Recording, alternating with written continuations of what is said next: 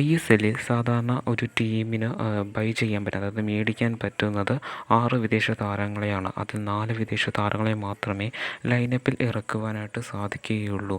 അങ്ങനെയുള്ള ഈ ഒരു സാഹചര്യത്തിൽ ISLന് ശേഷം തുടങ്ങാൻ പോകുന്ന സൂപ്പർ കപ്പ് എന്ന് പറയുന്ന ടൂർണമെൻറ്റിൽ, അതായത് ഈ വരാൻ പോകുന്ന ഏപ്രിൽ 20-ന് കേരള ബ്ലാസ്റ്റേഴ്സിൻ്റെ മത്സരത്തോടു കൂടി, അതായത് കേരള ബ്ലാസ്റ്റേഴ്സും ഈസ്റ്റ് ബംഗാളും ഏറ്റുമുട്ടുന്ന ആ ഒരു മത്സരത്തോടു കൂടി ആരംഭിക്കുന്ന സൂപ്പർ കപ്പ് എന്ന് പറയുന്ന ആ ഒരു ടൂർണമെൻറ്റിൽ ഒരു ടീമിൻ്റെ 6 വിദേശ താരങ്ങൾക്കും പ്ലേയിങ് 11-ൽ കളിക്കാം എന്നൊരു അപ്ഡേറ്റാണ് നിലവിൽ പുറത്തേക്ക് വരുന്നത്.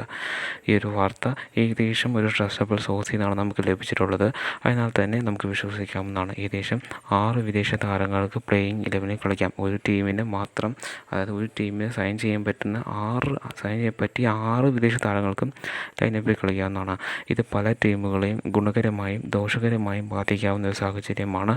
അതുപോലെ തന്നെ ഇന്ത്യൻ താരങ്ങളുടെ അവസരക്കുറവും ഇതിന് കാരണമായേക്കാം.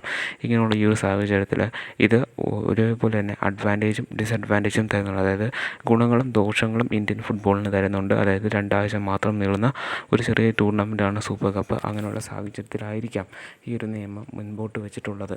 ഈ ഒരു അവസരം എങ്ങനെ ഓരോ ടീമും മുതലെടുക്കുമെന്ന് നമുക്ക് കാത്തിരുന്ന് തന്നെ കാണാവുന്നതാണ്.